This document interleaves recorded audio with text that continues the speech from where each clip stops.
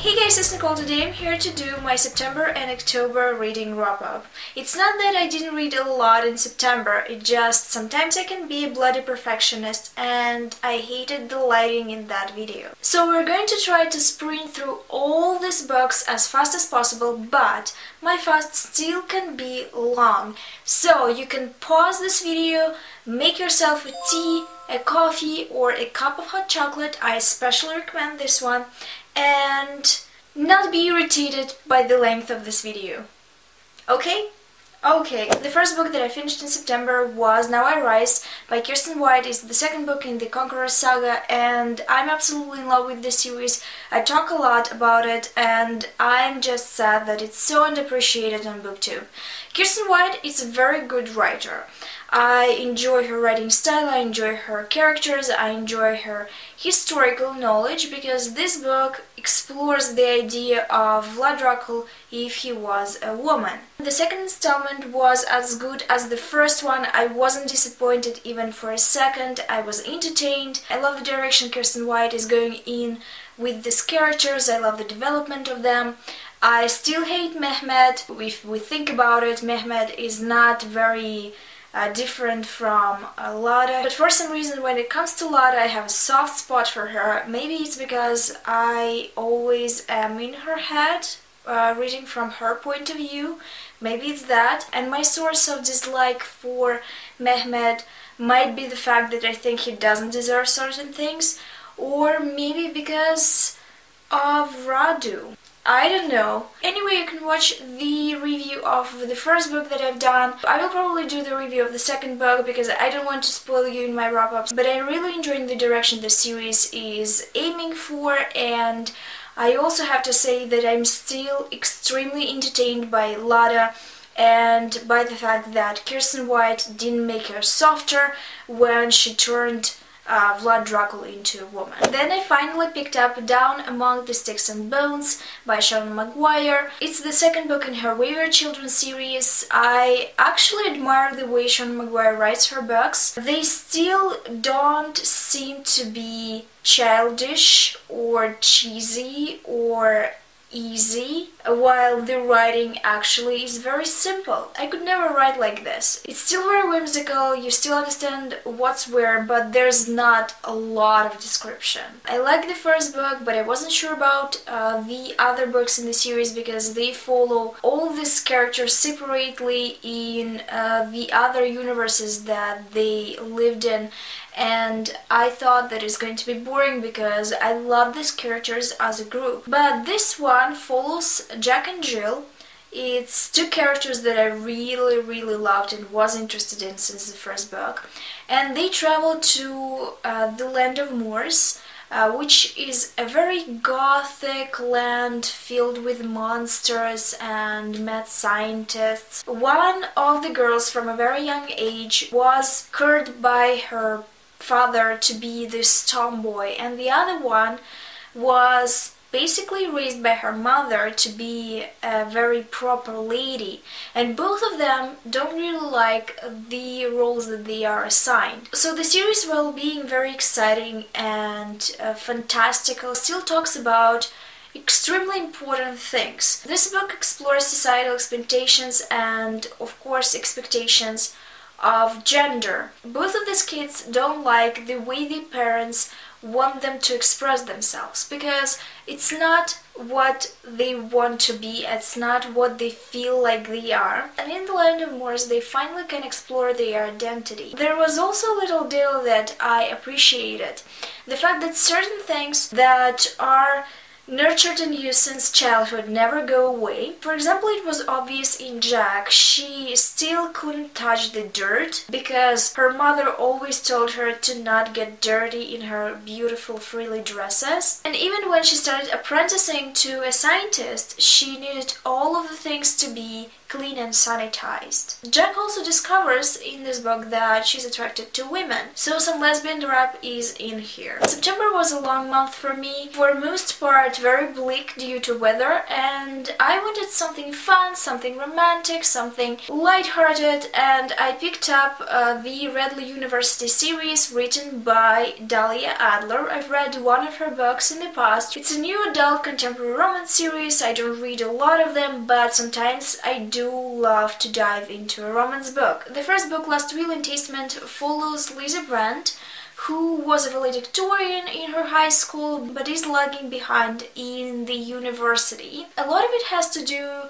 with partying too much, hooking up with wrong guys, but it all is fun and she doesn't give it a second thought until the police comes to a frat house during a party and tells her that her parents got in a car crash and died. It is a very eye-opening experience for her. She realizes that she has to take care of her younger brothers and that she might be not a good role model and that she might not be fit to fill this role, and she has to somehow deal with her education and deal with being a second mother, basically. With the help of her friends and a TA named Connor, he straightens up her act. Of course, Connor is handsome, not much older than her, and she starts feeling all those feelings. He helps her a lot with the boys and always saves her when she needs him. So they start to develop a relationship while still being a TA and a student, which is borderline forbidden. Obviously they are both adults, it's just Connor still has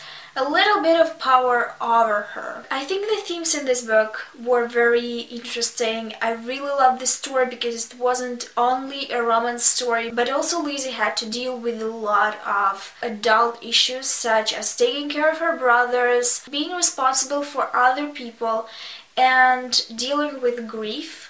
I really love this part. I have to say that I love the romance, but also I think that sometimes Lizzie was a little bit too dependent on Connor. Overall, really enjoyed the book. I especially loved the relationships that Lizzie had with her brothers and with her friends. And I immediately dived into the second book, which was called The Right of First Refusal. I really don't understand why it was called like that. The plot and the title don't have any ties. The first one I did get, this one I really didn't. But it follows the other friend in the group named Kate Johansson. She's the athlete friend, she's playing lacrosse. Her roommates Lizzie and Frankie move out of their rooms to an apartment outside of campus because they need more space, and Kate has to welcome new roommates. One of them is Samara and the other one is Andy, I believe. And this Andy, it turns out, now dates the guy that was Kate's first. His name is Lawrence Mason, and they and Kate were in the sports camp. But the problem is not that Mason and Kate had a relationship a long time ago. The problem is that Kate really loved him. I think I enjoyed the fact that Kate was a bit more of her own person when it came to a relationship, because in the first book Lizzie was a bit more dependent, and I didn't like it because every time it seemed she was saved by Connor and not herself. In this one, Kate knows what's up, she knows what to do, she's very capable, and besides this romantic storyline, she also has to deal with her father being a jerk. Her parents are divorced and her father was saying that he's going to be a bachelor for a very long time because he's not about that married life. But he finds himself a very young girlfriend that no one in the family likes. And he calls Kate and tells her that he's going to get married to her because she's pregnant. To make it even worse, they want to make the wedding on the date of the final games. So, of course, Kate is not pleased with it. I have to say that I did enjoy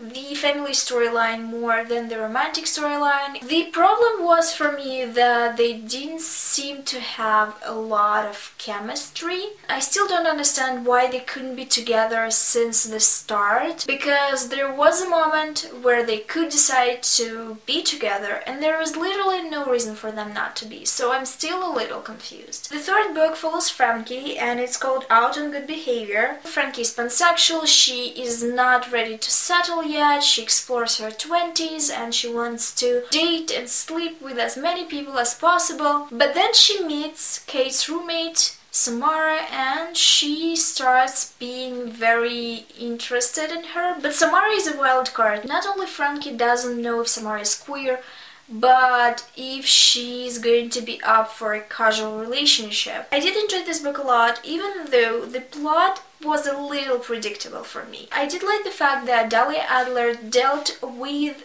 the topic of virginity very well in this one. There was a virgin character in this book and Dahlia Adler dealt with them very well. She didn't portray virginity as being this innocent, pure person that doesn't know anything about sex. And it does annoy me sometimes because a lot of new adult authors do that. She was very realistic with it, it was great. This book also was a little bit more nerdy because Samara is nerdy and she loves reading young adult books and being in fandoms, which was very good. I also think that if you read Fangirl and you really wanted Fangirl to be queer, didn't we all? This one is going to be something that will soothe your cravings. Overall, the series was very inclusive. I love the fact that we dealt with a very culturally diverse group of people, and I also enjoyed their friends. My cat is doing something in the background, but I can't really see what.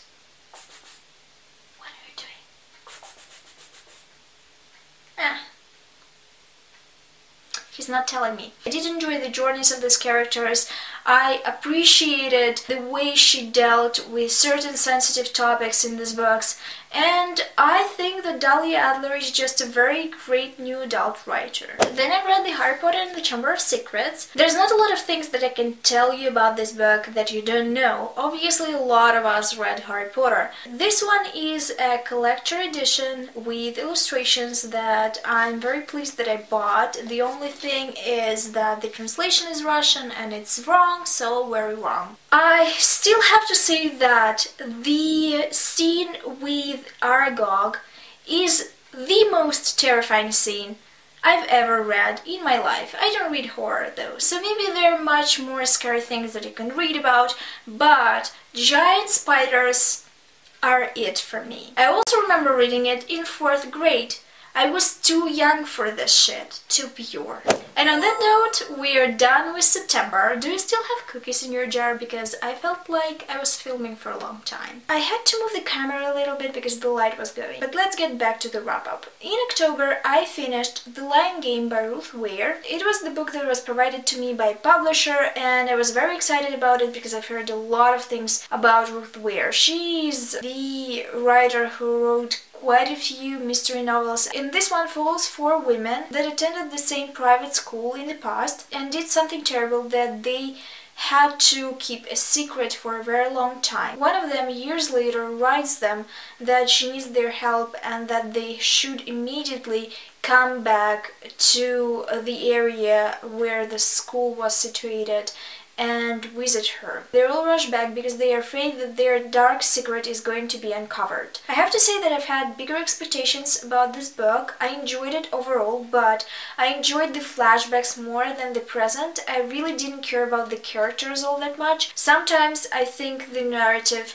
really dragged, and I guess that's because Ruth Ware really liked her characters and wanted to explore them. The problem was that I really didn't connect with them. Overall, I gave this book 3 stars because for me it was a wavy experience. Sometimes I liked it, sometimes I didn't, sometimes I was bored, sometimes I was excited, and I guess that is a 3-star book for me. Then I read a book that I really loved. It was The Savage Song by Schwab. After reading Vicious, I was on the mission to read all of her books, and I started one of her recent series, the Monsters of Verity. Yes, I think that's how they are called. And I'm in love. I already bought the second book and I want to read it like right now. At first I felt that the synopsis was lying to me because it felt very dystopian, and I'm over dystopian books.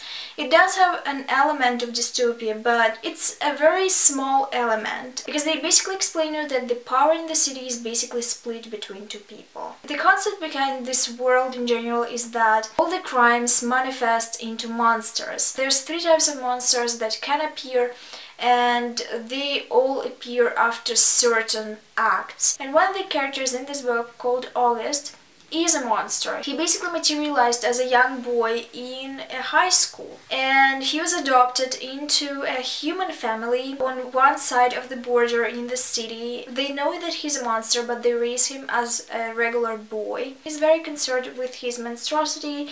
He wants to be just a regular boy, like Pinocchio. Even though he looks like a human, there's certain elements that don't match up. And then there's the other character named Kate Harkness, and she's the daughter of the Kingpin on the other side of the border. Her goal is to make her father see her as his legacy, to see that she can be as ruthless, and to see that she can be as powerful and scary as he is. These two characters meet each other in a high school where August is sent to spy on Kate. The dialogue is entertaining, it's on point, the action sequences are amazing, heart-stopping, loved them, loved the world building, loved the lore that was intertwined into the world building. Basically, I want to write like Schwab. And then I read The Concourse by Santino Hassell. It's the 5th book in the 5-book series. It follows Ashley and Waldron. We met Ashley before. He's the Instagram model, and he comes from a very wealthy family. He's in love with his childhood friend Waldron, who was the son of his nanny. I have to say that I really enjoyed the tension in this relationship. I really understood it, because sometimes you have these friendships where you care about the person more than you want to show, and you're so close, you're constantly hugging, you're constantly basically all over each other, and sometimes it even goes overboard and is more like a romantic relationship, but you're still not sure if that's it. There's a few interesting discussions in this one about social media, and also about being a knight in shining armor, because Waldron constantly saves Ashley, and Ashley needs to learn to be independent and to be able to rely on himself, to not do stupid shit. And it's hard to do when you've been growing up told that your body and your looks is the only thing that matters and the only thing that people want. So basically they want sex from you. And I have to say that I really like the characters. There's only 2 problems for me. One real and one semi-real.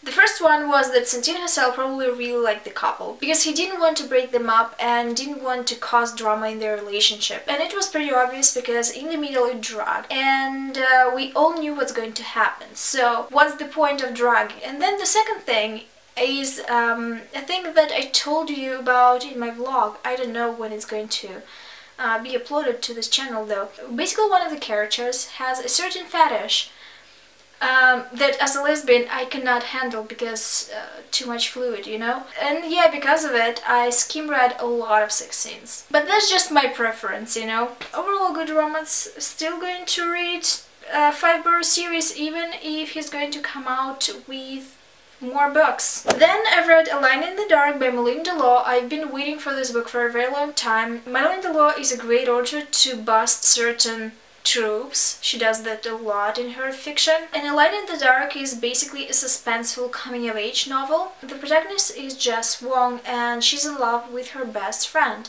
But her best friend starts dating another girl named Margot, and Jess is in jealous rage, basically. She was too cowardly to come out clean to her friend and tell her that she has feelings, and now it causes drama. To her luck, she is attending an art program in Margot's school, and more people come to her and tell her that Margot is not a good person. Somehow all these hormones boiling together cause an eruption, and something terrible happens. I'm not going to tell you what happens. I enjoyed this book because it took a basic trope of a guy is in love with the girl and the girl is dating someone else, and rediscovered it and explored it in terms of womanhood, because it's about 3 women. The atmosphere of this book reminded me of the Moth Diaries and The Lost and Delirious, which are all movies that are set in private schools for girls. It basically has the same vibe. And the last book that I finished in October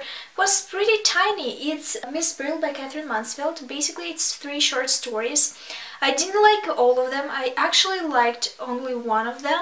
I love the way Katherine Mansfield writes. I just didn't like the topics of 2 other short stories that are in there. I think I liked Marriage à la Mode, which is the first one, and then the 2 others I found a little bit pointless. So that's all the books that I read in September, in October. There were a lot of them. Tell me in the comments down below if you read any of them, if you enjoyed them or not. And also tell me what are you reading right now or what you read recently. I have to go because my tea is getting cold, and I'll see you soon in my next video, I guess. Bye!